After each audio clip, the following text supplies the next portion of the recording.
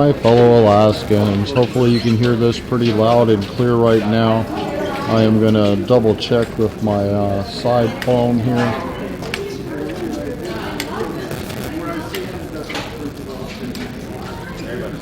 And we're currently here at the Eagle River Lions Den in Eagle River, Alaska. They're about ready to have a town hall with Senator Reinbold, Rep. McCarty, and Rep. Merrick. Rep. Merrick decided not to grace us with her presence today and is only going to be on Zoom. That's if they can figure out how to even get it to connect. So we'll see what happens here. I'm going to move ahead and move on up front. Just wanted to give you a preview of who the people are going to be speaking here today. Don't forget to like and share this video. Facebook squeals on you if you don't. And if you get a moment, go to my website, www.politadick.com. Click that support button, all donations. Make sure I have the gas money to make it to more of these and be able to keep live sharing them to you.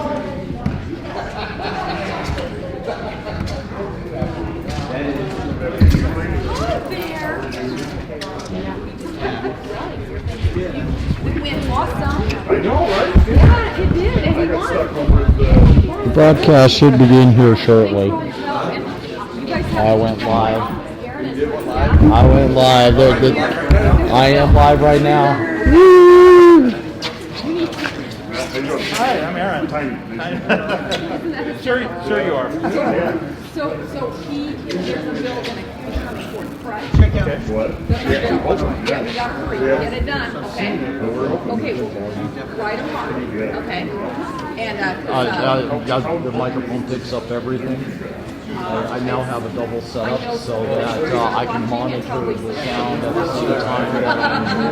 And then if anybody pops up with any questions, I can sit there and answer them at the same time. But again, don't forget to like and share this out there in Facebook land. This is going to be the first town hall that we've had since they've gone to Juneau. We're here in Eagle River Big Lake Lions Club, and they are about ready to begin. I've been informed that Representative Kelly Merrick decided not to show up to this in person and is going to be doing it through Zoom, and that is provided if they can even get it to connect up. So we'll just cross our fingers and see what happens in that direction. I'm going to introduce everything and flow and how it's going to go, and then you're going to start off with 7 minutes. 7 minutes? Yeah, I know. And then You didn't tell me this. Oh my gosh.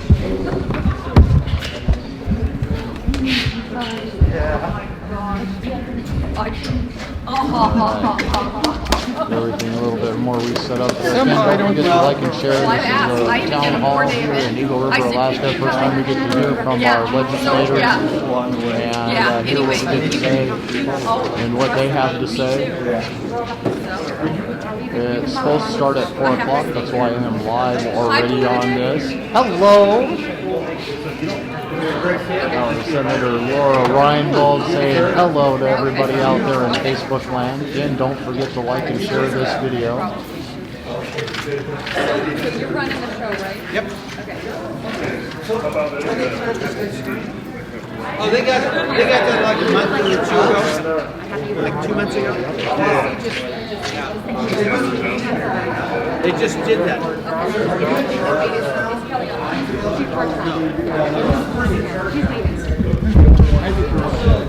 We got a little bit of a crowd that is here today. I know that they will be starting here sometime here real shortly. Just waiting for them to kick it off. Hopefully we'll be able to hear what's going on. Here they go. Okay, come on in. Have a seat.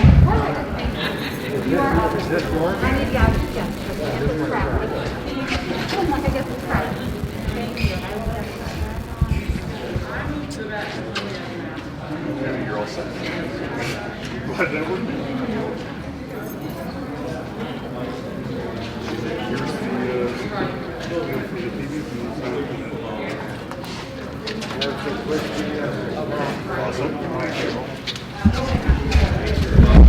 The funny part is I could have that Zoom connected up in about 2 minutes flat. I do it almost every day at home. I say if she can't be here, come on in. If she can't be here, she'll do it. Welcome.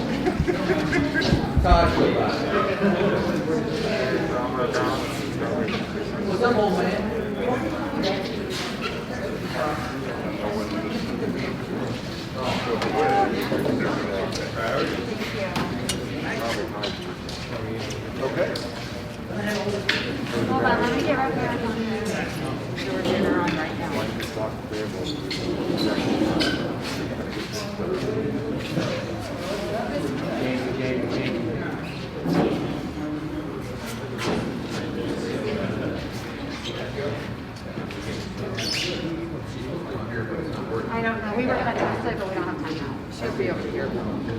your mic on the laptop.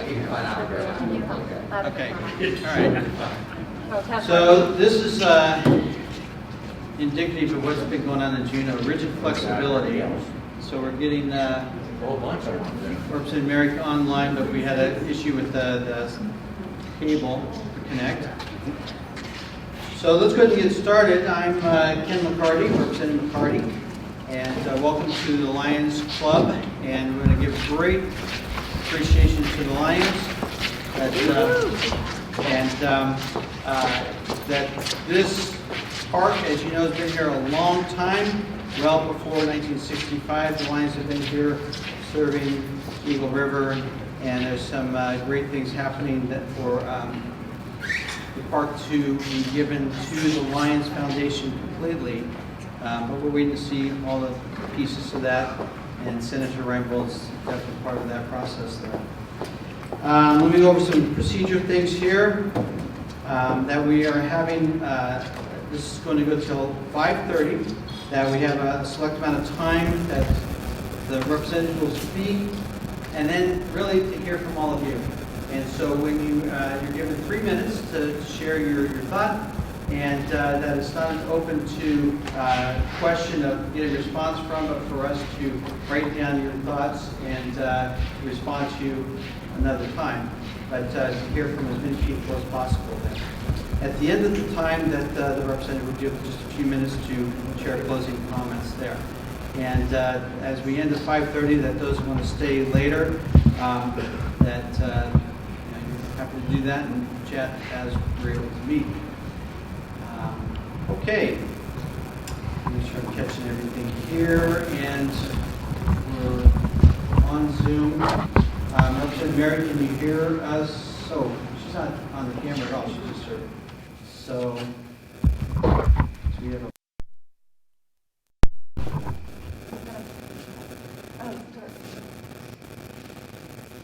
There you go. okay, so can you ask her a question? Probably not letting her on. Okay. Just as an example here, I'm happy to say I'm a Lion too, and this is a great club, and we just got this win a month and a half ago. Yeah. So, and the floor and the room been painted, and just 2 weeks ago, right?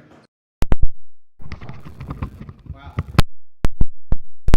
First one's on the floor. Maybe we can't get off because we're stuck to the floor.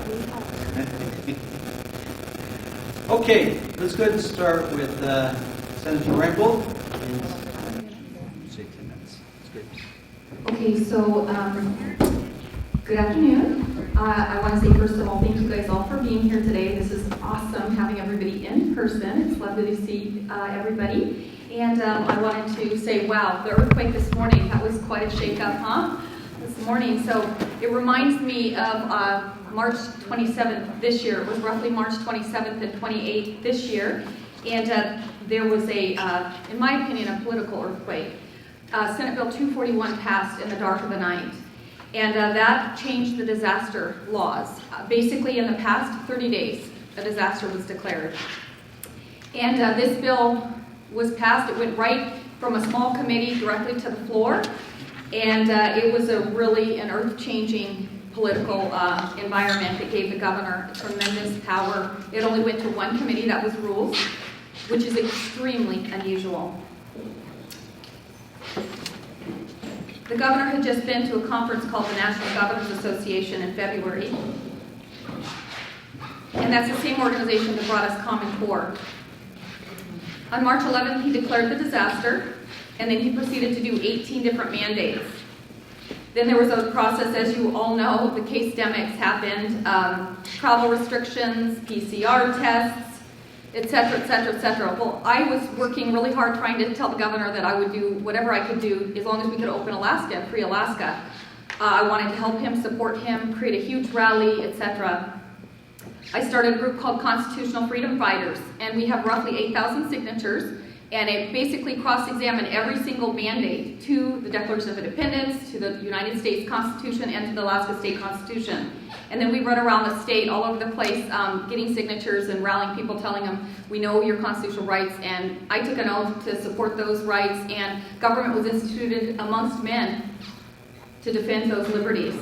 So it was quite a summer. I went before the Assembly, and I want to say thank you. Jamie Allard is here, so it's awesome to see Jamie and her work at the Assembly. We did rallies at the Assembly. We did an Open Alaska where we had roughly 500 cars that rallied around the state. And the governor kind of was encouraging me not to do that because he was just about ready to open Alaska. I said, we'll see. We'll see.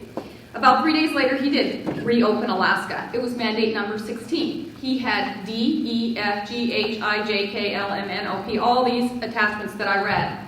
And that's when I realized we were really, really, really in trouble. That instead of running government, he was basically running our lives, running camps, running pools, running everything, basically. And it basically became the blueprint for Alaska, the state of Alaska, and many businesses across the state, and in particularly in Anchorage, to reopen. And some of this, in Juneau, some of the shops still have Mandate 16 hanging up in their door. We ended up going back where there was a lawsuit about the COVID money. The governor stripped the football of appropriations, which roughly now is about $6 billion of COVID funding. The legislative branch, as you know, writes laws and does the power of the purse. Those are two critical issues that we have in the legislature. The governor stripped that ball, and there was a lawsuit. So I ended up supporting the lawsuit, and then we all flew back to Juneau. At that time, I did the Constitutional Freedom Fighters Amendment. I gave it to the governor, the courts, and basically, I did an amendment in addition on the floor, and on the Senate floor, and it got 10 votes initially in regards to it, so it almost passed to strip the governor's powers and give the power back to the legislature for writing all the policies. Because as you know, he wrote 18 mandates, and those the Department of Law said were laws. And then he also ended up writing 8 health orders when he redeclared the disaster. I was super excited that we were going to have the opportunity to finally be done right before Thanksgiving on November 15th. And that was finally the day. He could have canceled the disaster at any time. Instead, he decided to redeclare basically the same disaster from November 15th to December 15th. All I asked was, show me the data. I did about 16 different FOIA requests over this time, between April basically and now, and I've gotten very little information back from the governor, but I basically asked, show me the data that all the hospitals are at or near capacity statewide to keep us under a disaster declaration for November. I didn't get the information.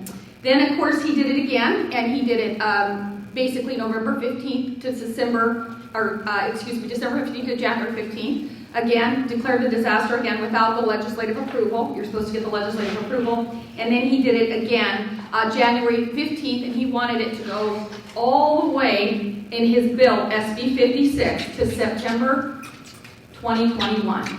So where the real rub is I tried to kill that bill. And so finally the legislature was back in session. I think we gavelled in on like the 17th of January. And I was watching all the bills get read across the floor, and I said, that's the bill. That's the bill. That's the bill. It's my number one priority. And it was Senate Bill 56. So now it's time for me to tell you that I became chair of judiciary, and then we finally organized because it was so important for us to get power of the conservatives. So I got judiciary chair. I got vice chair of state affairs, where Senator Schauer is the chair, and he's my vice chair. We are doing a major court reform bill right now in the judiciary. We've been spending 6 weeks on court reform, which is incredible. In state affairs, we're doing major campaign and election reform, and we have been hearing lots and lots of bills and testimony in regards to that. I also just got elected 2 days ago legislative council, and legislative council basically does the lawsuits between the governor and the legislative branch, and we just won one in regards to appointments.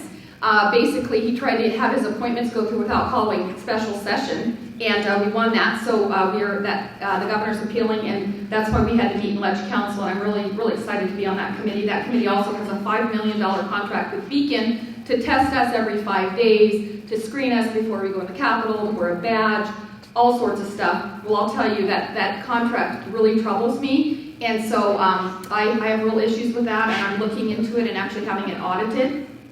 I'm also on legislative budget and audit, and I want to tell you, again, I reached out to the Department of Treasury in regards to the COVID funding and how the COVID funding was being spent, and I'm here to tell you, we had our big budget audit meeting on Wednesday, and the federal government is auditing Alaska. So that's huge, huge news to make sure that it was used appropriately. So another really, really big development.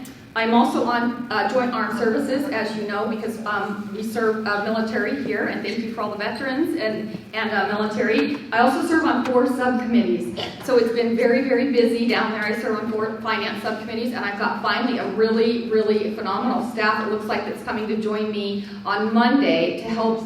It's going to be a big announcement on Monday, but I really wanted to say I'm really, really excited about this person. This is another one of person that struggled with Dunleavy's administration, and definitely kind of got when things when he decided to continue to change directions as he constantly does. But anyway, I want to tell you that I have a really awesome staff. He's sitting over here. His name is Aaron Weaver, and he's a former KTU sublet and amazing guy. My other staff, Kelly Toth, is out on family emergency right now, and let me tell you, she is amazing. Adore Kelly, but Aaron has stepped up, and he's been my only staff for this last 2 weeks, and it's been really rough having 10 committees, running committees, and I tell you, if anyone needs a round of applause, it's Aaron. So Aaron, just really want to say thank you so much. And with that, I'm going to go ahead, and I'm really ready and willing to answer questions, you guys.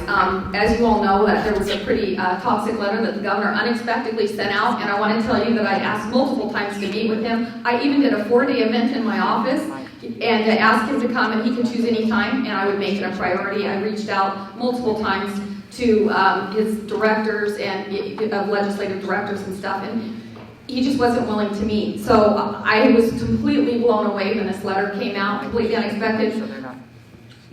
You guys are having a hard time talking. Anyway, in regards to the letter, I have chosen to not go live with any interviews so far. The only thing I've done is 5 minutes on Fagan one time, but I've had CNN, I've had news all around the state trying, but I've chosen just to be a measured, slow response. But I will have a response, a technical response, but it's going to be very thoughtful. And so anyway, I just want you to know I'm working with leadership as well. They're meeting on Monday, but I want it to be an important message because in the big picture, this is an assault, a political assault on the legislative branch. It's a fight between the executive branch and the legislature. And so I'm really excited about the letter that I'm getting ready to release. And I also, Aaron and I will be doing a video that goes with the letter. With that, I just want to say thank you guys all. I'm ready to answer any questions. And I'm super, super thankful that all of you are here.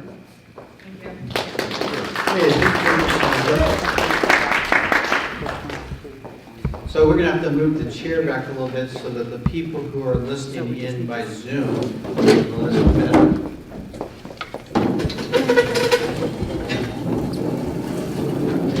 Let's go ahead and slam it a little bit so they can hear you on the Zoom. There you go.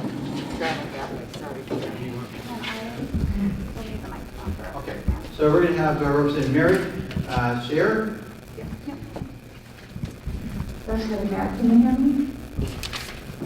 Hi, are you ready for me? We are. Yep. Okay. Thank you, Tiffany. Hi, everybody. Thanks for participating in this town hall. I'm moving to you from my apartment in Juneau because we're not allowed in the Capitol at this point, but I realize this is not the format we're used to, but Eagle River adapts. I know that we have through the earthquake and COVID, so I appreciate you guys participating. I sure appreciate the opportunity to share an update from the House of Representatives.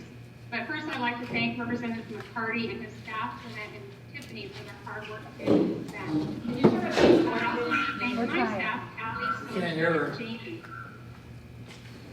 I'm sorry? We're trying to hear you. Hold on. Oh, okay. Audience here, is that better? My staff is working here on the virtual side of the town hall, and it seems like we're having some audio difficulties. I know there were a lot of you that reached out to me that wanted to participate in this event online, and especially since we had a recent positive case in the Capitol building. We want to make sure everybody's health and safety is taken care of. So I'm pleased to report that after months of discussion and 31 days in Juneau, the House of Representatives is organized and finally able to get to work on the people's business. When the House was deadlocked 2020, Alaskans were essentially paying us salary and per diem to sit in Juneau and ponder organizational and flow charts. To me, this was unacceptable. I mean, can you imagine somebody in the private sector refusing to work for over a month? I mean, this would surely be grounds for termination, especially if the reason they didn't want to work was because they don't agree with their coworkers 100% of the time. So, and at the end of February on the 24th, I was proud to cast my deciding vote for Representative Republican Louise Stutes to become Speaker of the House. This created Stop reading your script. Okay.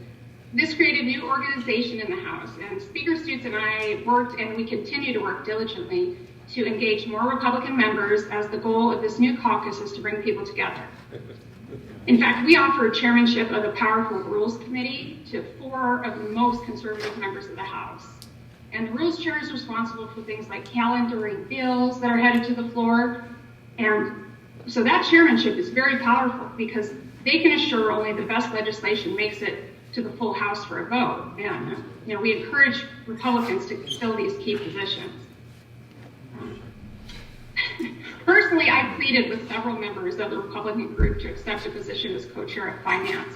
We have some great folks with a lot of experience, but unfortunately they declined to participate. But I do remain optimistic that the more conservative members will see the value of collaboration and will consider working together.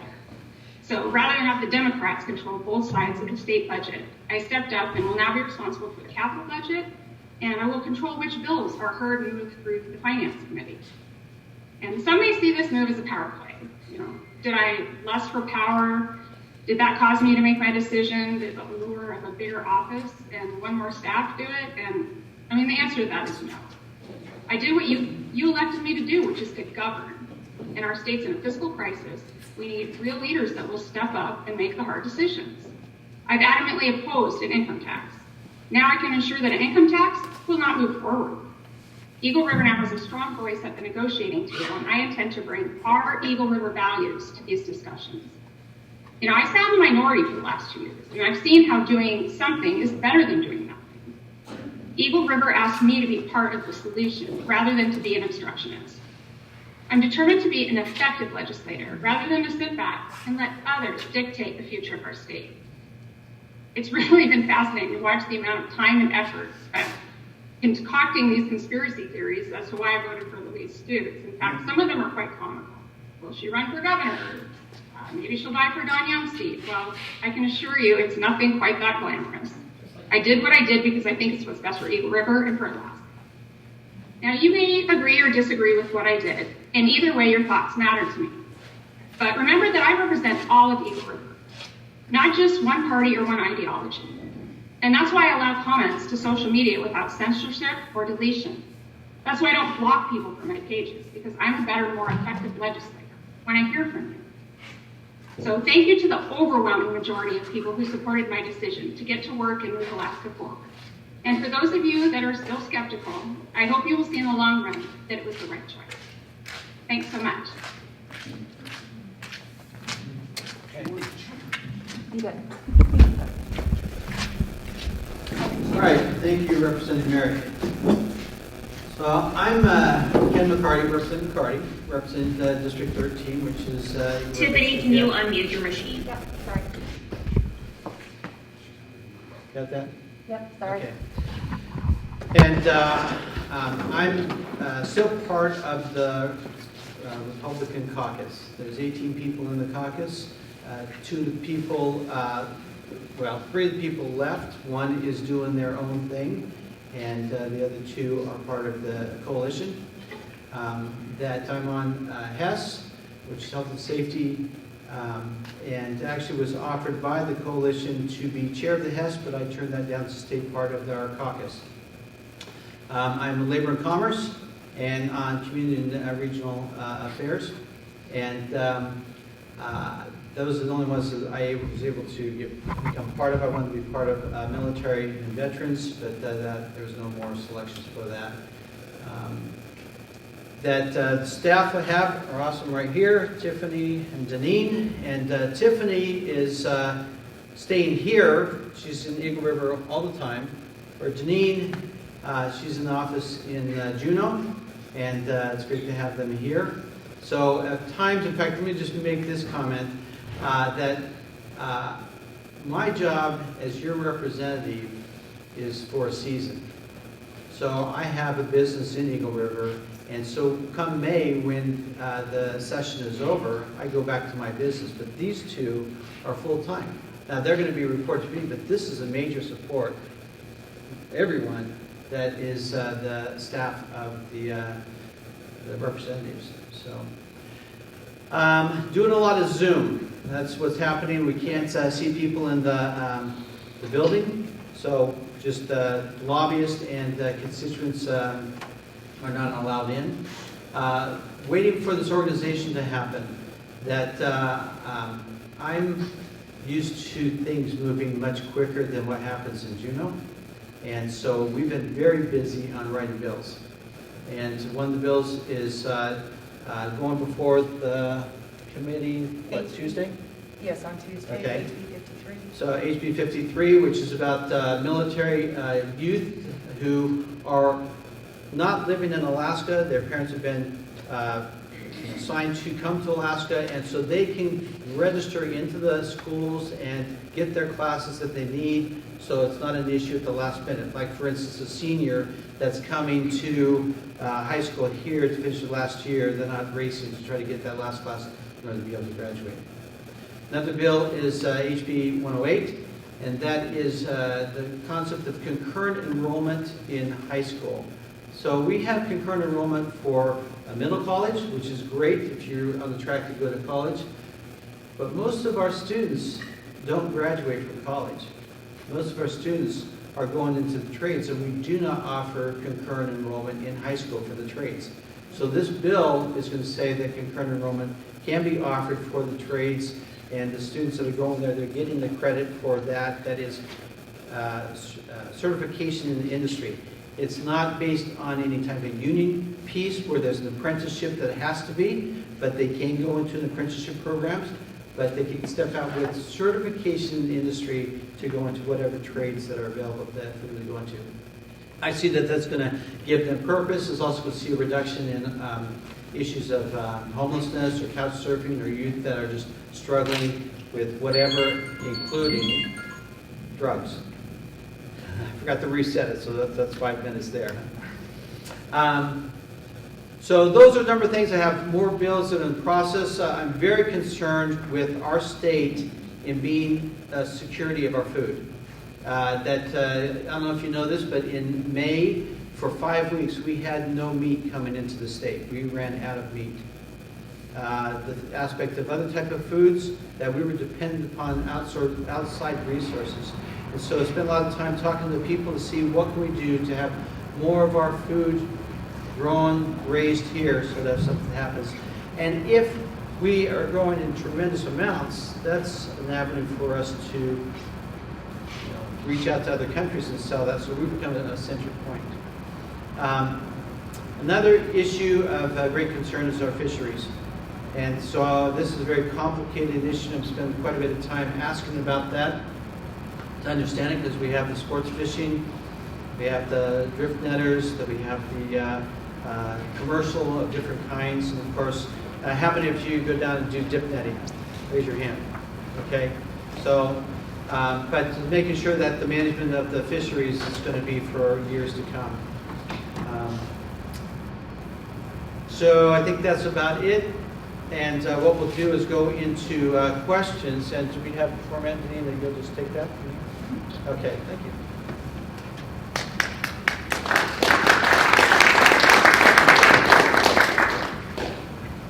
So if you signed up on the sign-up sheet, Mary actually is going to go first because she helped us out. And then after that, we'll give everybody a 3-minute time limit. Go ahead and come up and step up to the mic, and I'll turn it on at that time. so that Rep. Merrick can also hear us. Can we do them as close to the laptop? Right. Yep. So come as close to the laptop so that Rep. Merrick can hear you. And I'll hold the mic for you because of all that's going on. Okay. Go ahead. Super. Thank you, Representatives Merrick and Senator Reinbold. I really appreciate and Senator and Representative McCarty for listening to me today. My name is Mary Ann Pollock. I am an Alaskan for the last 33 years. I live in Eagle River down toward the Visitor Center, and I'm a veterinarian. I represent Alaska to the American Veterinary Medical Association and sit on the veterinary board. I talked to you today about a bill, House Bill 91, and I asked for your support in exempting veterinarians from the prescription drug monitoring program, which is PDMP. So I'll refer to that as PDMP. And after my little discussion, maybe it'll make a lot of sense. The prescription drug monitoring program is a software designed for the human medical system. Veterinarians understand the importance of tracking opioid prescriptions. It takes lives and destroys families. However, it was not written for our profession. Veterinarians rarely prescribe opioids. We keep very detailed DEA records, and for pain relief, we use anti-inflammatories and other methods of pain relief. The prescription drug monitoring software requires us to look up, using your birthday, your personal prescription information,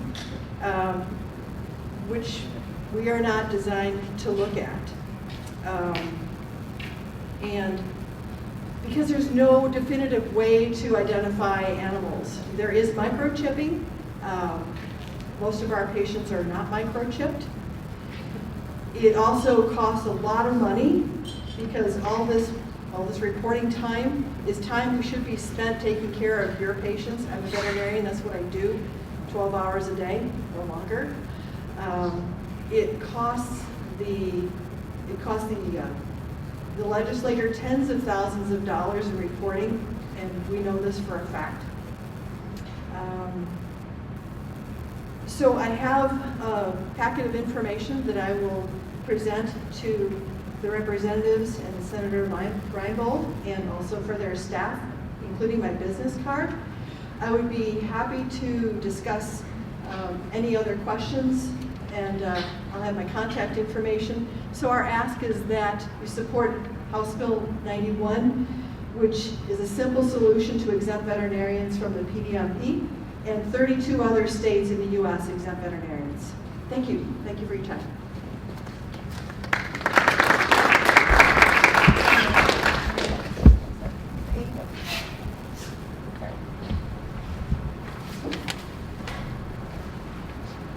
Go ahead, come on up.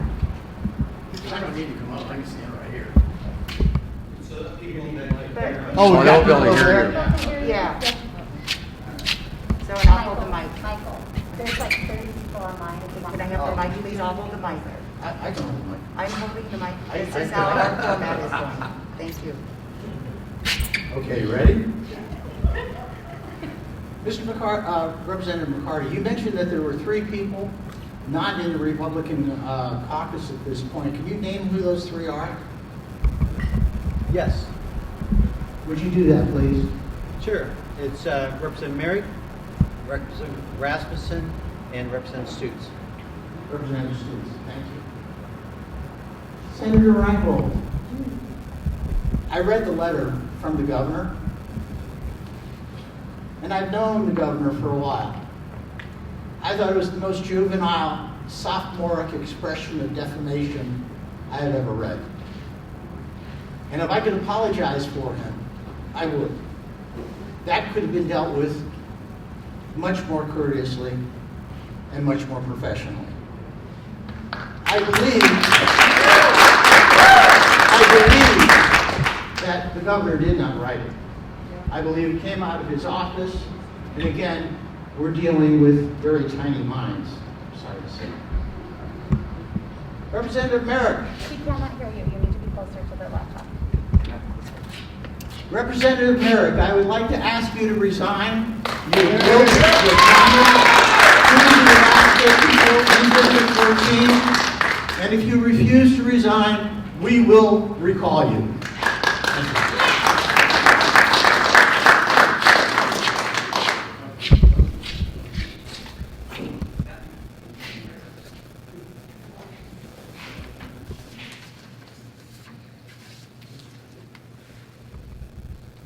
Elaine? Oh, I'm right here.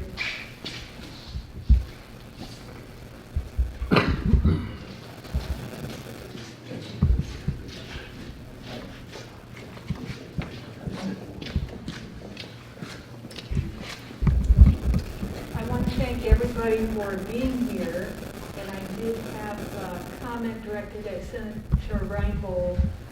I'm just so happy about the bill that you helped sponsor to clean up our election process. That's my number one priority right now, because I and other people do not perceive that it's fair, the way it's being run. And I read the contents of that bill, and I'm really happy it's got almost everything in there that I would want in there, and it's going to be a really good start.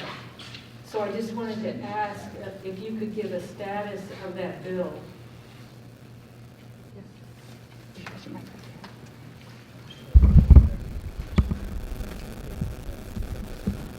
So Senator Shower is in the office next to me, and he is the sponsor of that bill, and it is called Senate Bill 39, and the ADN did an atrocious job of stating what it was, and I have had, I would say, over 100 emails saying that the bill did something it doesn't do at all. So bottom line is we are working on it extremely hard. We've been working with Senator Hughes' office, Senator Shower. I think we've had 6 or 8 hearings on it now, and we will be hearing it again on Monday. But then it comes to the Judiciary Committee, and I'm really happy that I've been working on it so hard with Senator Shower, but their office has taken the lead, and so it goes to Judiciary, and then it will go to Finance, and then it will go to the floor. I do believe that it will make it to the floor, but it's going to be a hard, long process.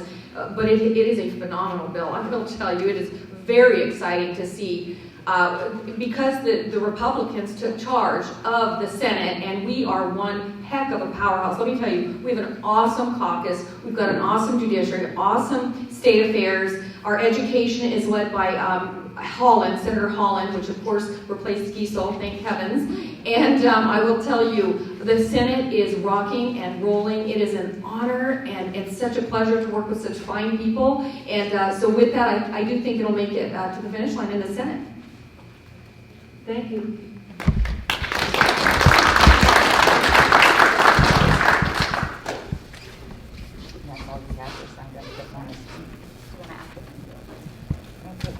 That's all that we had signed up for people who wanted to speak. Do you?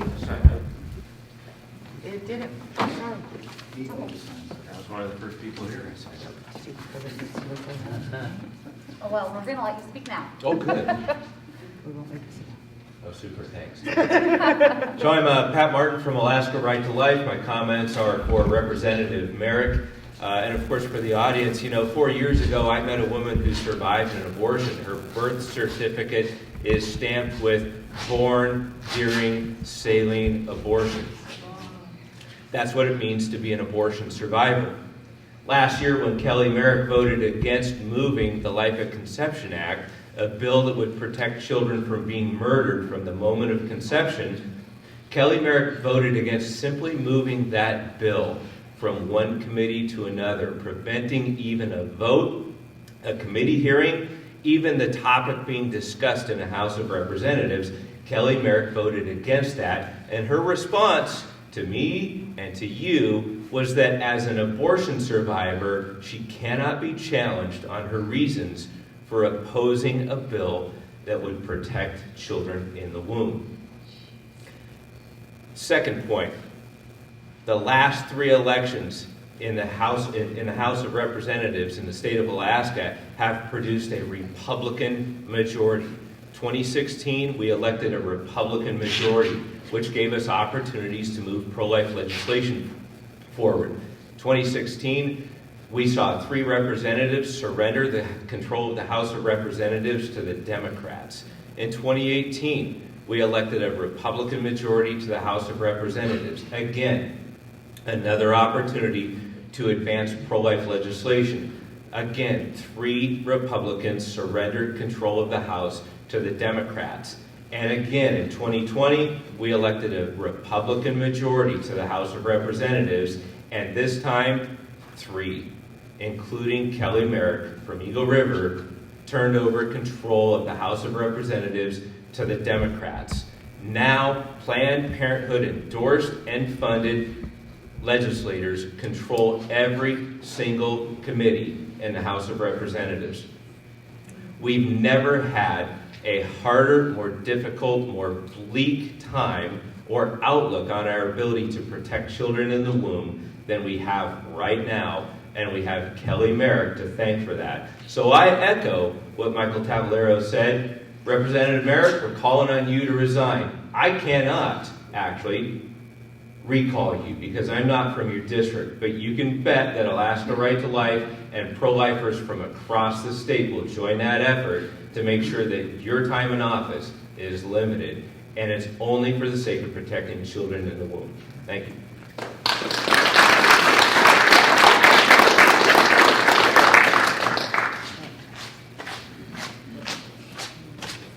This is Chris Eichenlaub.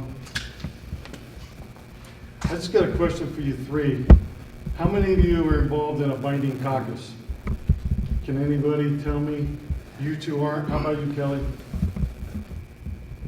Are you in a binding caucus? She is having a hard time hearing. Let me text her. I want to know your question. He is asking if you are part of a binding caucus. Can you hear me? Is she on mute? No, she's not on mute. Representative Nobody down there can hear anybody in here. Okay. So that's the only reason I even came here tonight, because I was so upset with the... He was talking, she was making faces. Well, that explains why this feed is It's so okay. good. We kind of know that you are. I mean, I'm asking that question to see if you can dispute that, but I'm going to assume that you are part of a binding caucus, and I kind of like to know what you got for Eagle River and trade for your vote for the next 2 years.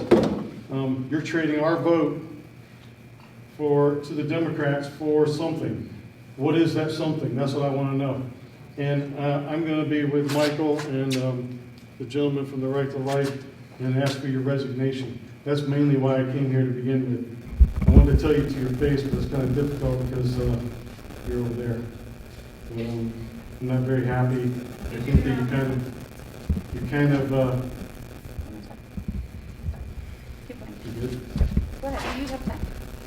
Yeah, so the other thing is, until we get rid of you, we need to work on the PFD portion of the budget. That needs to be first. The first thing out of the chute should be worked on is the PFD budget. I mean, you guys don't even have a formula. What formula are we using for the PFD payout? What is it? Whatever's left? I mean, why don't we try that first, give it to the people first, and see what's left for the special interest to scrap after? I think that's why you probably got placed on the Finance Committee to begin with. But, you know, it's looking pretty slim for the people looking at both of these Finance Committees in the House and the Senate. So I'm hoping, you know, if we can get you replaced fast enough, we can get a real Republican in there, maybe we can switch the House back over. That's all I got.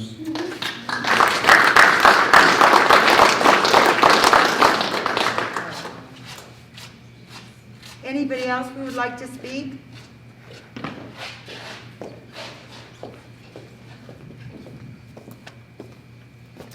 My name is Annie Massey, and I hate speaking in front of people. I hate it. But I'm here because of our children in our community and the state of Alaska. Can you hear me? I can hear you. They're having a hard time in the back hearing you. Okay. And the online Can cannot you hear you. speak up? We want to know if Kelly can hear. Can she hear what She cannot. No. Killing each year.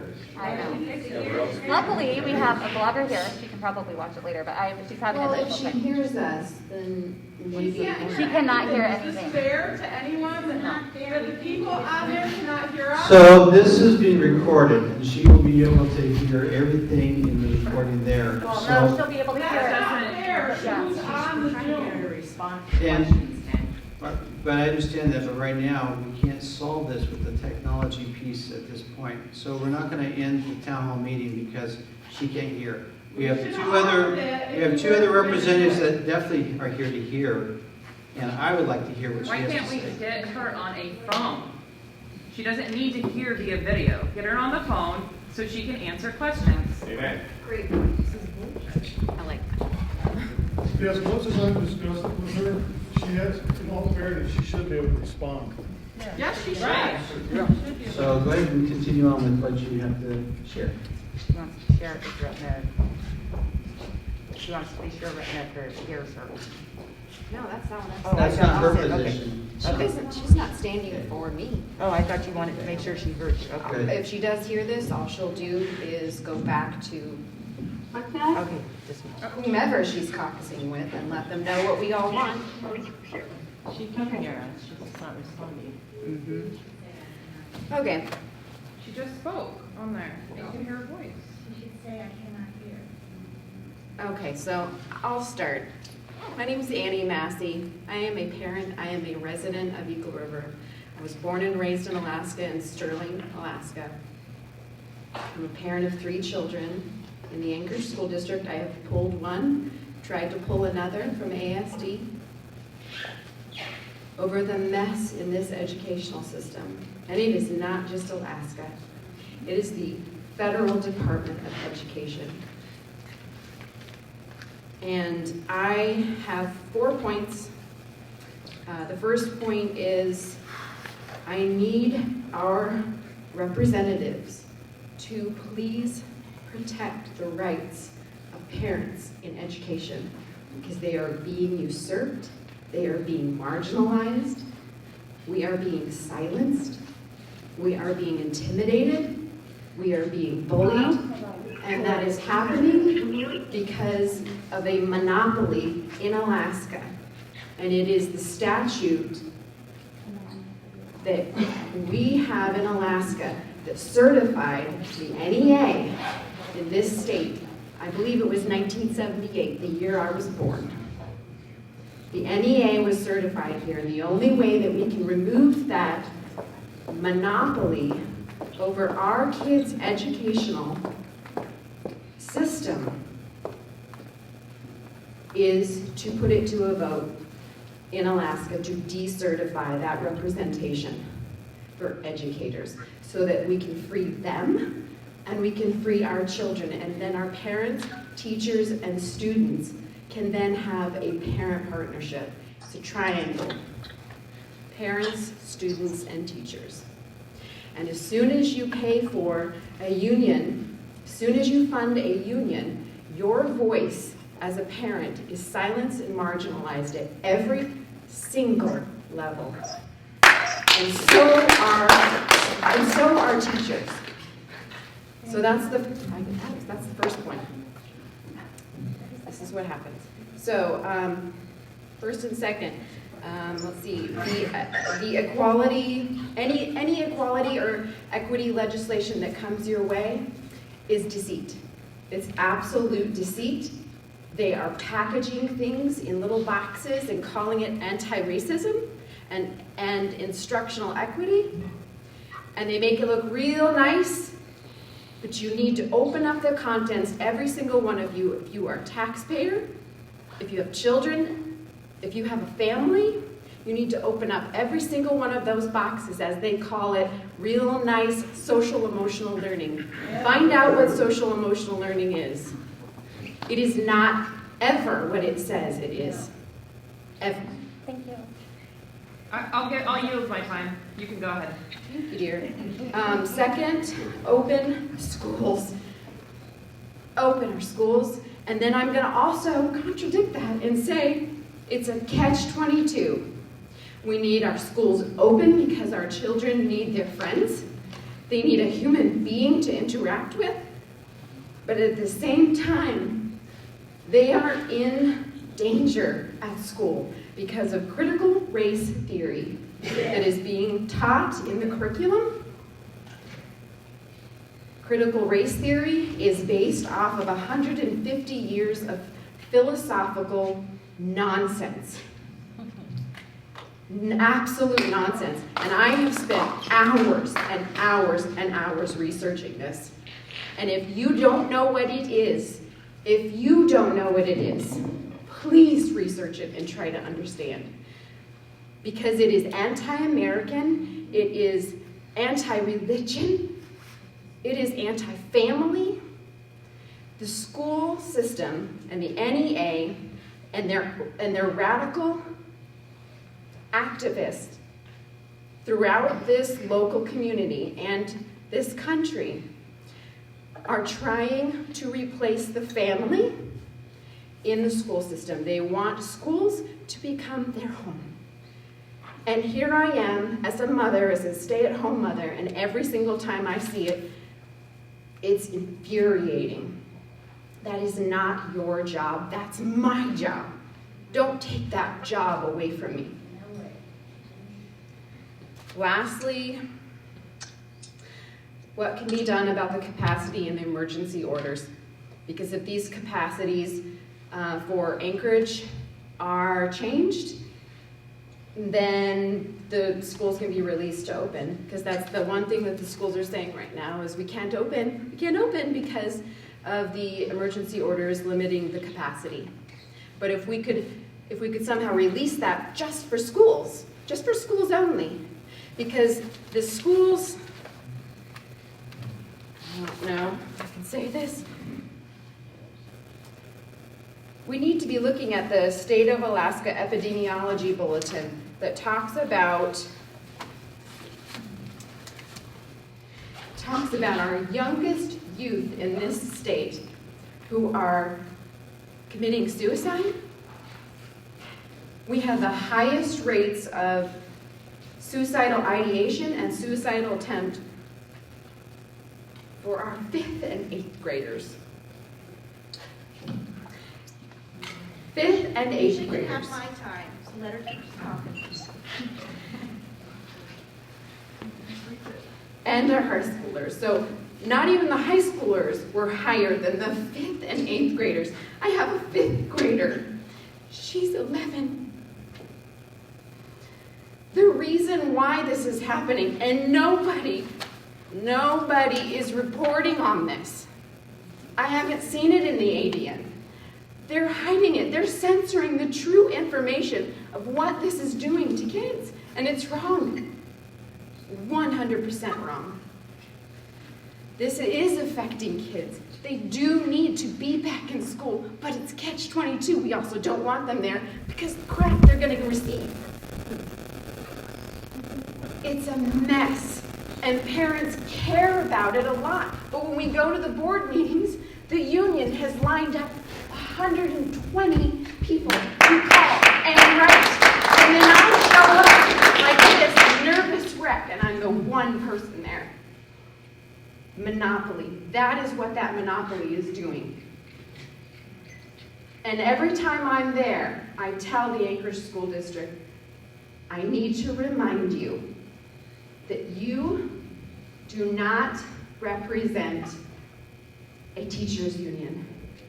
You represent families and our voices. And I try to say that because I'm usually the one there saying something different. And I think that's it.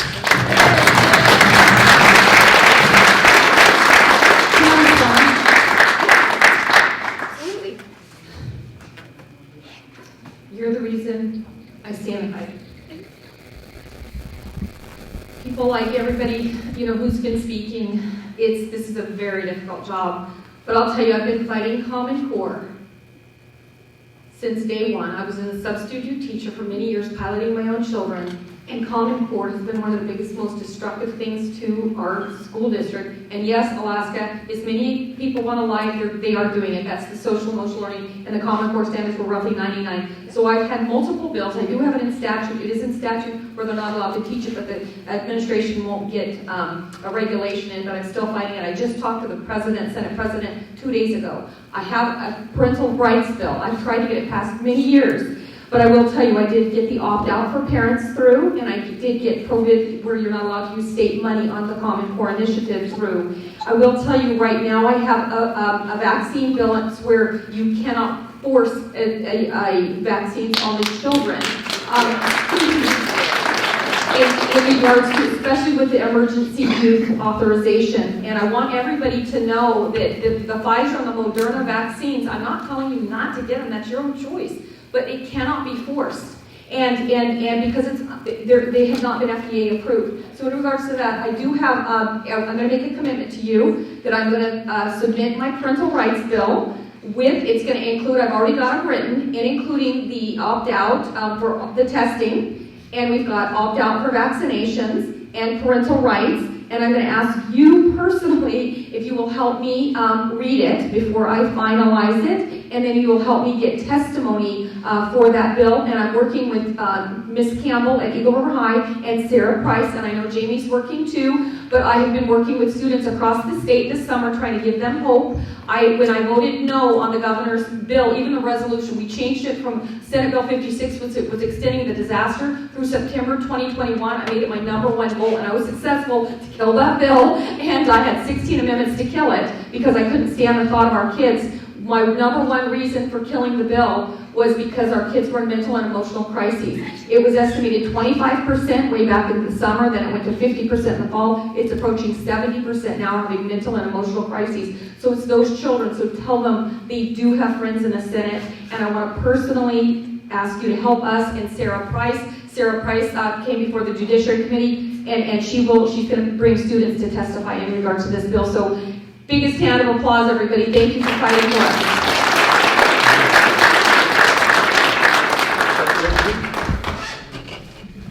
Thanks, Annie. Definitely, our education of our kids is very important, most important. It takes a village to raise a child, to raise individuals. We have a great village. This past year, as my business is in counseling, mental health, substance abuse, the whole gamut of that. And seeing that the increase in suicidal ideation, like you mentioned, is rampant. It's just really sad to see that. And the closure of our schools in this area, not necessarily the closure of schools all over the state, and in other places in the state where the schools are open, we're not seeing the same issues we're seeing here in this community. And that's a tragedy. Like Senator Reinbold with the issues with the COVID, the question of that. In our office, we have keeping tracks of the effects of COVID and not seeing the need for an emergency. My daughter is doing humanitarian work down in Cambodia. And she's telling me that there's no COVID big issues down there. And I'm like, well, you're in a third world country and you don't have a lot of stuff going on with the healthcare and all that. And what she's told me over the past few months is that people down there are taking anti-parasitic medication because there's bad heebie-jeebies in the water. And it's just a standard thing that people do. And this has been known to affect COVID, like ivermectin or other type of parasitic medications, but we're not being told about that by the state. On my website, RepKenMcCarty.com, has a whole page, if not more, about this whole issue. In Vietnam, as an example, there's no COVID issues there. And why? It's because people take a medication because malaria exists, and the medication is hydrochloroquine. So we see this in other countries, in Brazil, we see this in Africa, and it doesn't mean that vaccines are not necessary. As a therapist in the healthcare, we want to start off with the least intrusive intervention first before we go to the biggest. It means that, it doesn't mean that we wait a long time, but let's start off with that intervention first. And as we look at the schools, this is an interesting dynamic that's happening. The homeschools have increased by doubling or tripling, and I've been talking to the homeschools and asking them, as example, with the count that was done for schools. On October 23rd, the count was finished, and ASD had a lot of students leave to go to homeschools after the 23rd. But ASD still gets the money, and the homeschools don't. And I've talked to the homeschool directors, say, how are you surviving on a business model that you're taking care of these kids? And you need to share appreciation with the homeschool people because they're making it happen. They're cutting corners to make it happen because the money's going to the kids, which is great. But come fall, I don't think that there's going to be a movement of the kids from the homeschools going back to the brick and mortar public schools, because they're seeing that the homeschool programs are reaching out to them and giving them options there, because we as a village have options to give to the kids and they realize that. So it's a marvelous piece going on. So thank you, Annie. I have a question, but I'm not going to speak in that. And my question is, do you guys not believe that COVID exists? Like, why does nobody have masks on in here? So why don't you let me speak to that? No, I'm asking a question. You're asking a question, I'm going to answer it. Could you I have a sit, respiratory please? problem. I can't wear a mask. That's if I do, okay. I cough. And I'm sick of people like you telling us to wear a freaking mask when it makes me freaking sick to my stomach. It's people like you that believe I'm COVID doesn't 75 exist. years old and I've had COVID. I flew through it. That's I can't give it awesome. to you. All right, let's go and sit down. Look at that shit. Here's the I'll say something. No, I don't want to hear from anyone else. We do believe COVID exists. How we manage COVID is different.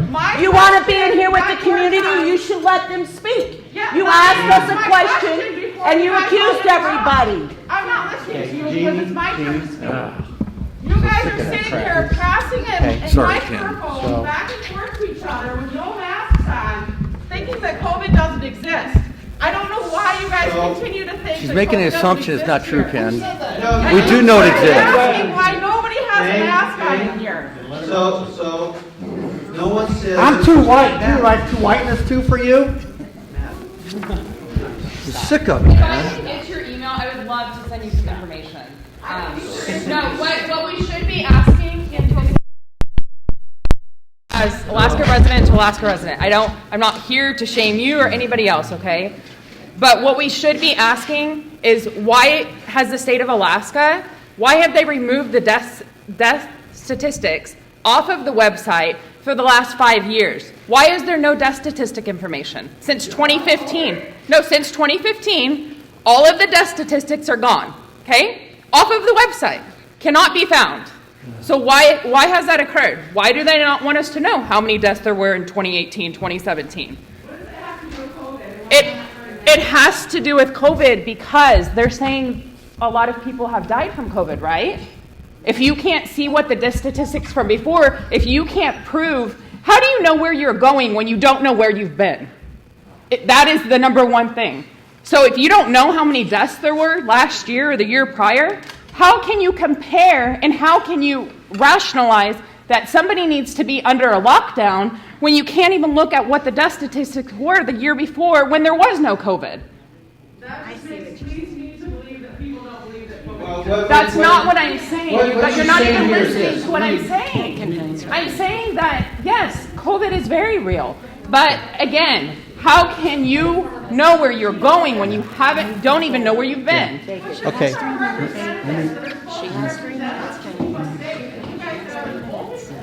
I'm no masks on. No, stop. Stupidity. I'm just saying, you should be asking the state. Can you? Can I have it? Please sit down. Thank you guys. As the senior legislator, I'm going to go ahead and take back control of the room. I try real hard to pass the responsibility around, and this is the first time I've yielded complete responsibility just because I have one staff and 10 committees, and it's been extremely busy. So I want to say thank you from Ken McCarty. You've done a great job setting up this Your staff, where's your staff? Thank you too. These guys did it all, and I really am super, super thankful, but we do have to maintain control of the room. So if you guys want to talk, you've got 3 minutes. You don't have to touch the microphone if you don't want to. Someone can hold it away from you. But I will tell you, I do believe COVID is real, and I do believe that that masks, you should wear a mask if you want to. If that makes you comfortable, go for it and just do it, okay? But let everyone have liberty. Unless you're told to on a plane, right? In regards to, I was wearing a mask on a plane, but I'm not going to let you continue all this. If you're going to be respectful, that's fine. I was wearing a mask on the plane. I want to tell everybody I had a really cute fish mask on. The problem is somebody said I took it down too long to drink and eat. They wanted me to put it back up really fast, and so a Karen went and turned me in, and nobody on the plane said a word. Then I went to the next plane, and because this Karen had complained that I didn't know about, because no flight attendant or any said a word to me. That's when the issue happened. So 4 people met me at the door getting onto my next plane, and they were all inspecting my fish mask. And I was like, wow, this is interesting. And they decided that yes, it covered my mouth and my nose, but they decided it didn't cover my chin. So they asked me to put 2 masks on because I wanted to get home so bad. I said, okay, so I got back on the plane. So they let me on the plane, sat down. Then 4 more people met me on the plane. This is when I was sitting down on it, and they wanted me to put that double mask on the plane. So that's when I decided, okay, I'll just put it on. I'm just going to not create a scene. My mistake was I posted on Facebook. Instead of venting to the flight attendants, I decided to vent on Facebook. And it's one of the biggest mistakes of my life. I'll be straight up honest with you. And so that's really what happened with the mask situation, you guys. But I will tell you that the masks, I have looked into it. I had an expert, an OSHA expert. COVID is 0.125 microns. With an N95 well-fitted mask, I had an expert come. Even with an N95, which none of us are allowed to wear, basically because you're supposed to save it with healthcare, there are 3 microns between each and every weave in the mask. So the bottom line is, I love science. I love studying science. If it's well-founded science, if it makes sense, then I will do it. However, when 99% of the people do not have COVID, why should everybody be wearing masks? That is my fundamental. If you are sick, you can wear a mask, and it makes you feel good. Who else would like to talk? Raise your hand. Come on, Bert. Got 3 minutes. All right, for all those that are having a hard time hearing out there, go to Politadick on Facebook. You'll be able to watch this. Everybody's hearing just fine. I'm not sure if you got your Zoom fixed yet. Yeah, but she's on speaker. She is on speaker, good. Kelly, Merrick, the biggest questions that I have from the people that are on right now watching this here today is why did you sell out the Republican Party? You, in your own opening statement, you came out and admitted that you'd rather be feasting at the table than collecting the scraps off to the side. How you made these made onto very well-established committees that gives you a lot of power. It sounds to me that they were able to buy your vote out by being able to flip over to the other side. They would love to have an answer for that, but I got other questions. I'll get them all out right now, and you guys can respond at your own accordance thereafter. We've got the bills that are going through legislator in the Senate right now that has to do with the picking of our judges, and a lot of them are people are saying this is the DC model of picking our legislators, our new judges. And our legislators will be the ones that will end up making the ultimate decision. I am all for what they do down in D.C., where they give a big, huge, giant list. The President of the United States picks off of that list who he wants to get confirmed in front of the Senate, and it goes in front of the Senate, and they all do a confirmation hearing on this. I heard also what the only opposition that came out was from the legal judicial department themselves. Other than that, it seems like most people are all for it. I hope you guys keep pushing those measures. Also along the lines of voter information when it comes to our elections and how we vote, I'm really ashamed and outraged by mainstream media and their take on how the bill itself is racist because of changing just the selection on your permanent fund application. Instead of automatically be selected to register to vote, you will now have to check the box that registers to you to vote. that is such misinformation by not telling you the whole story, the whole truth. This is something that you as legislators, I hope to see all of you pushing the truth out there and not just letting the mainstream media and what they want to cherry pick as their answers to be something that gets shown to the public out there. I have been listening to both House and Senate's Finance Committee hearings that are going on, because listening to the budgets that are being presented. And the main question that I hear coming out of both of them is how can we pay a full permanent fund dividend when we've got a budget that has such a huge shortfall? Well, we've got to look at it one way and one way only. $15 million, whether you like it or not, was made in the permanent fund this year. $6 billion could easily pay back every penny that you guys have taken over the last 6 years to every Alaskan, and you could still pay an additional this year's full statutory PFD and still have your $3.1 billion to take and have $5 billion left over sitting there of profits made just this year. Food for thought. Do you want to go longer? We've offered your time. You want 3 more minutes? Oh, You want 3 more minutes? I'll take 3 more minutes. Go for it. So currently at this time, we've got a lot of problems and issues going on in Juneau. The one thing I don't hear is any budget cuts that are going to be anything substantial.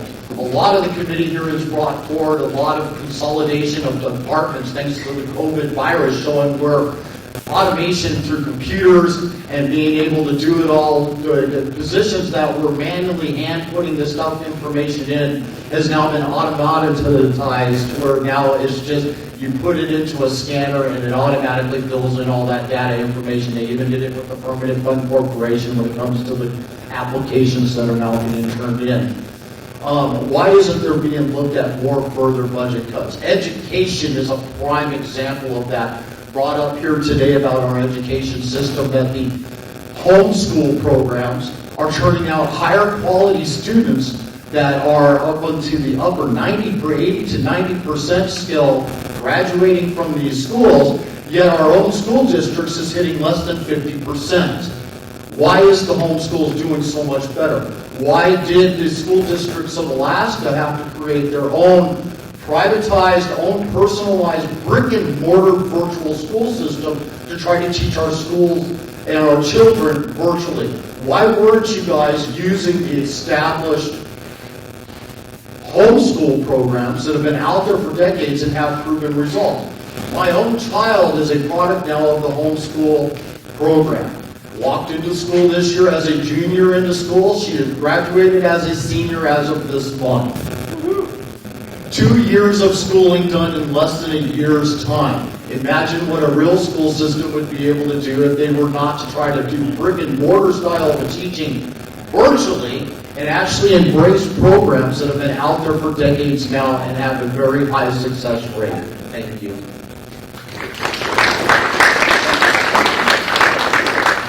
Thank you, Bert. Anyone else? I got more. I think we still have time.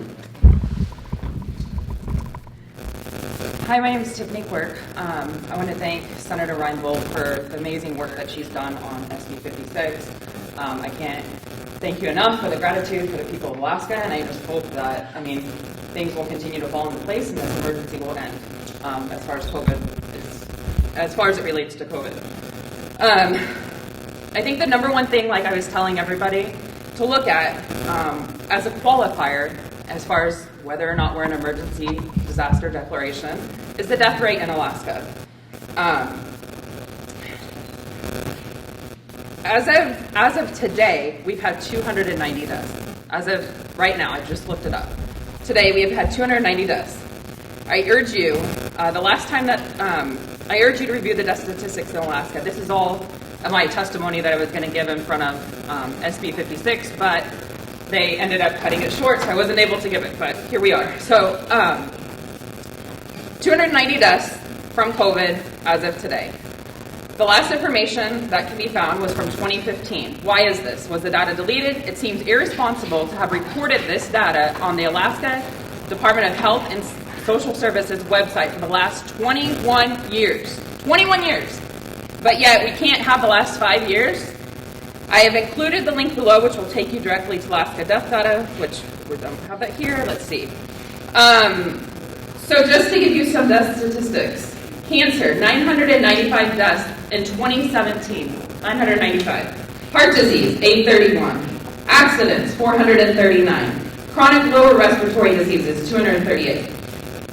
Just suicide deaths in Alaska for 2020, from January 1st of 2020 through November 30th, it wasn't even a full year, 286 deaths. That's 4 less than COVID. Okay? 4 less. We had 286 deaths in 11 months. And that, like I said, this period of COVID deaths is indicative of a full year now, almost. I invite you to review the information that's listed as accidental deaths in the state of Alaska. You'll find there that they only were reported as well until 2015. But just for accidental deaths, from the year 2000 to 2013, the state of Alaska has had more than 300 accidental deaths each year. So 13 years of data, they've had more than 300 deaths each year. That's more than COVID, guys. Just in accidental deaths. Okay? In 2011, they had 384 accidental deaths. That's almost 100 more COVID deaths. So, I'm just telling you, the statistics that are on the website are more than we've had with COVID, and people really need to start asking why. Adam Crum, why is this information not on your website? And a lot of the other top officials that are in the Department of Health and Social Services, they need to start asking why this data has been deleted that was previously reported for the last 21 years.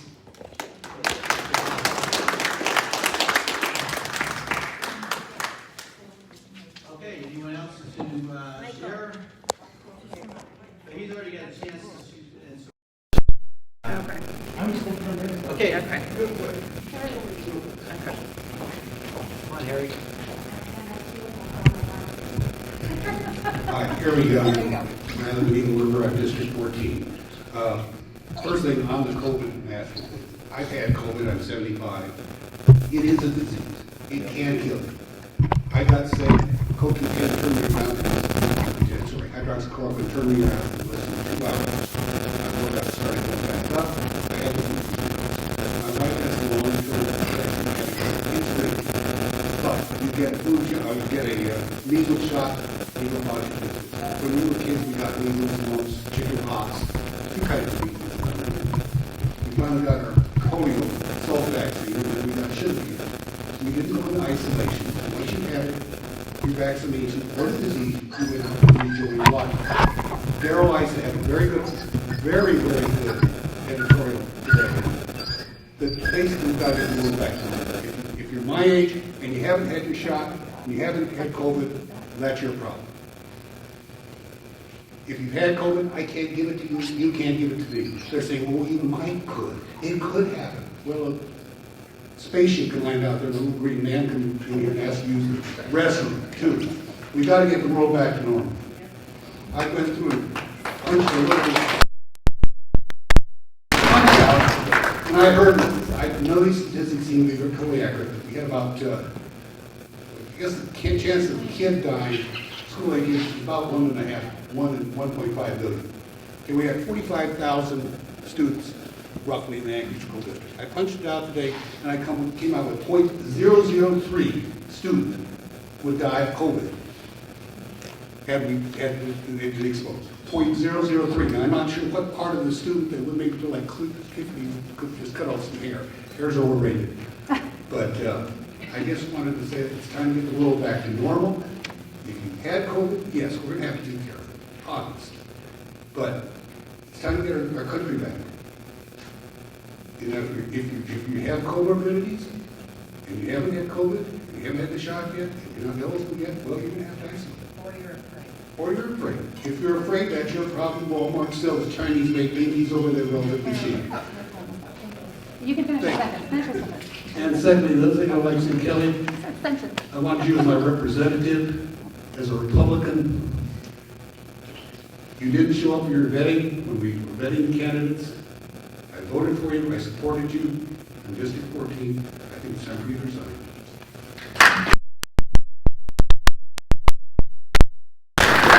With statements from the representatives, so we'll start off with Senator Reinbold. So first of all, thank you guys. You're an awesome crowd. You make me proud. I'm proud to be representing you in District G, so thank you very much. I'm going to go ahead and respond to several things. First of all, I want to say that you guys, this is really distracting.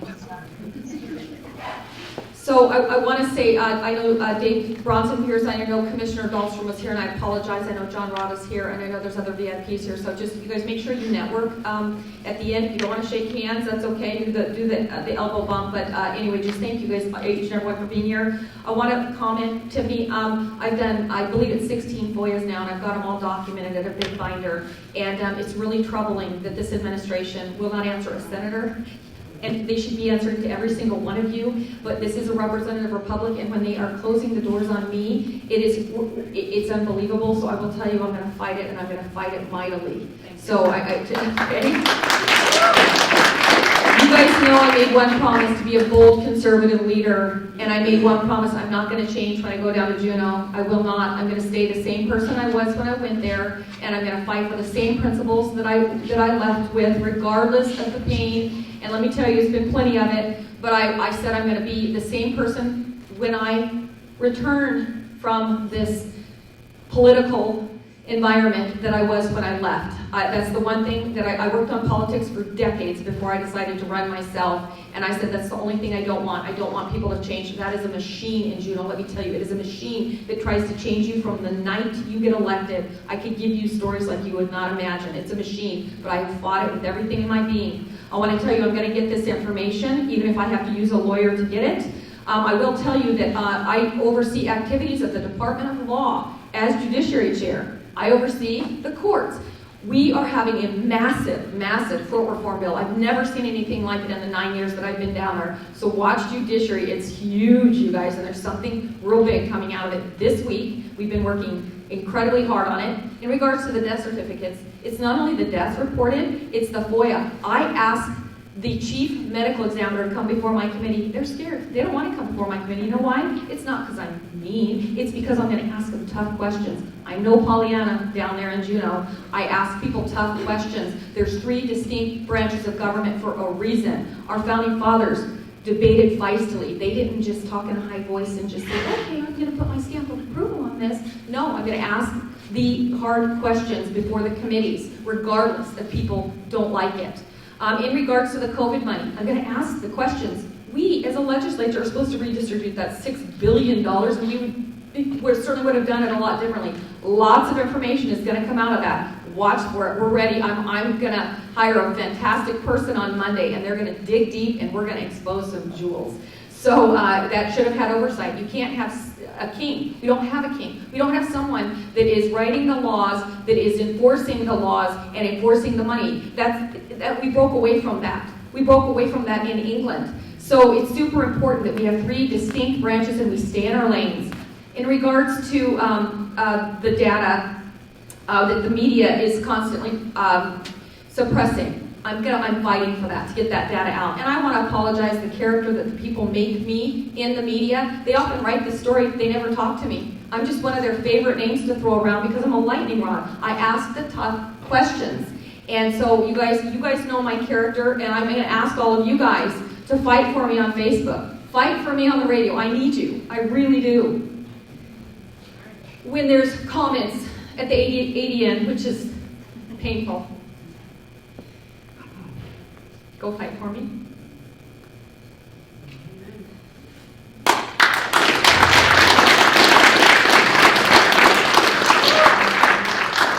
I know what government was instituted to do. It was instituted to protect your rights. I swore to uphold and defend that Constitution. I swore to uphold and defend your freedom. Our founding fathers did it for us, did they not? Do you have an elected officials to go fight for you in Juneau? Is that not why you sent us there? That's what I'm doing. So I will tell you guys, I want to say, please follow me on Senator Lora Reinbold on Facebook. Get an app on your phone called akleg.gov. You can watch every judiciary hearing, every leg council, every leg finance. You can watch us all on your little phones, okay?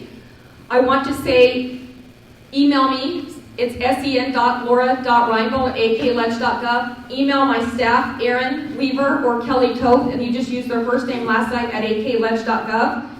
And I know I can't answer all the emails right now because I'm so busy, but we will certainly try.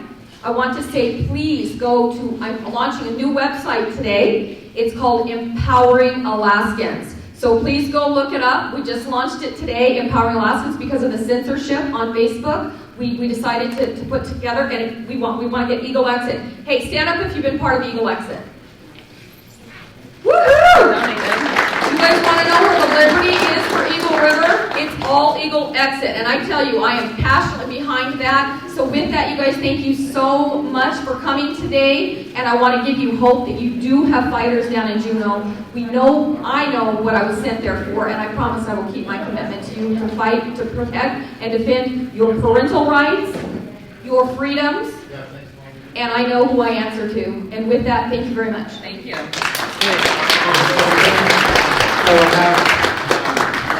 Merrick, Chair, closing. Representative Merrick, are you ready to speak? Can you hear us? Brett Merrick.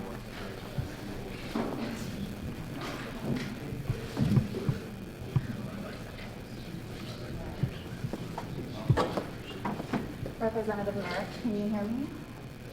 Yeah. Okay, we're going to have you speak for closing remarks, and you can answer any questions that might have been brought up for you. Now she can hear. Okay, thanks, Tiffany. Thank you all for coming tonight.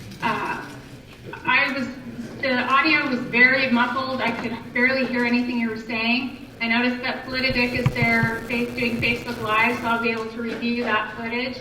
And for those of you that had questions or concerns, I can respond to you individually. Unfortunately, there was an event at the Lions Club before this, so they weren't able to test the audio. But we're living in these times, so we're trying to do the best we can. But I'll certainly review all this footage and get back to those that have questions. And I encourage you to, budget subcommittees are going to be starting this week, so I encourage you to watch that. And if you have thoughts on specific line items, please feel welcome to reach out to my office.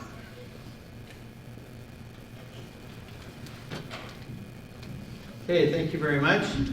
And in closing, it's great to hear from every one of you and share your concerns and to contact all the offices, my office, and you could go to the website of RepKenMcCarty.com and read a number of different things. We're keeping you updated on what's going on with different bills and such. Let me just address a couple things.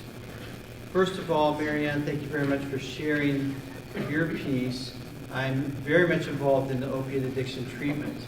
And so your component, what you're sharing from a veterinarian, and how the algorithms of the system don't fit animals.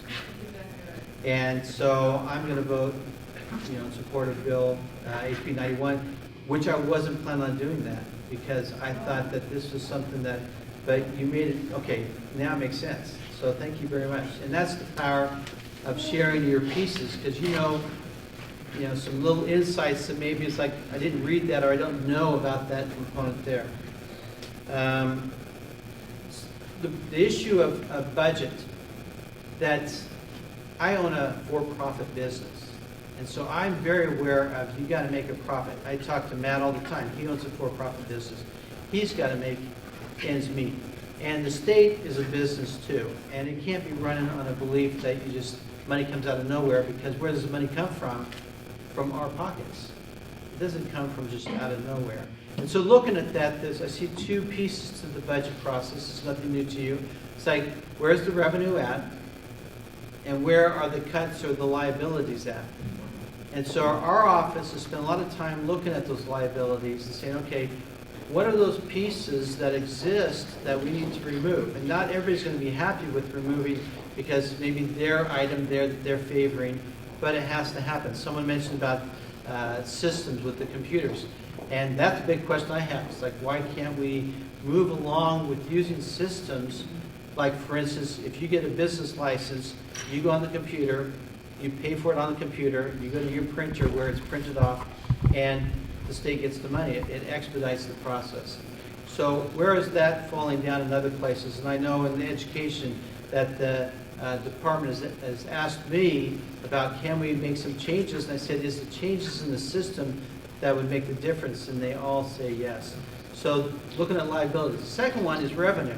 And there's some revenue pieces that are not being explored for two reasons when I see. One is that we're not calling the right thing in statutes. That there's some federal money that we're not getting because we don't call it correctly that, and the feds say you've got to call it this to get that money. So it's a simple thing of calling it what it is. The other piece is thinking outside the box of things. And are there situations where businesses are not allowed to operate effectively because we're putting them into a box? And that needs to change. We're Alaskans. We make things happen. And I am not for a state that has a different state's mentality like California, where they micromanage everything and then, shackle the people of the state. We're not going to be shackled. So what are regulations that we need to have, but what are we doing to open up opportunities for Alaskans to do what they do best? So that's the premise from our office, and you could call our office anytime, and I'm happy to get back with you when I can.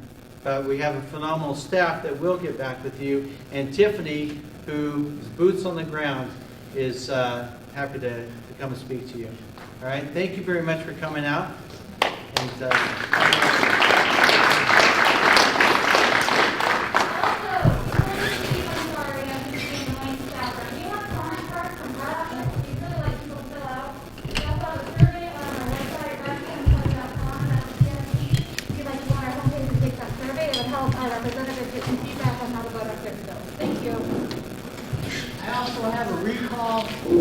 Merrick petition. Anybody who's interested in signing this, please. Must be in District 14, please. All right. Thank you all my Facebook followers. Oh, hold on. We'll get this thing straightened out here just a sec. Can you see me? Can you see me now? There we go. All right, thank you all for following us here today. We just had the town hall here in Eagle River, Big Lake, Alaska.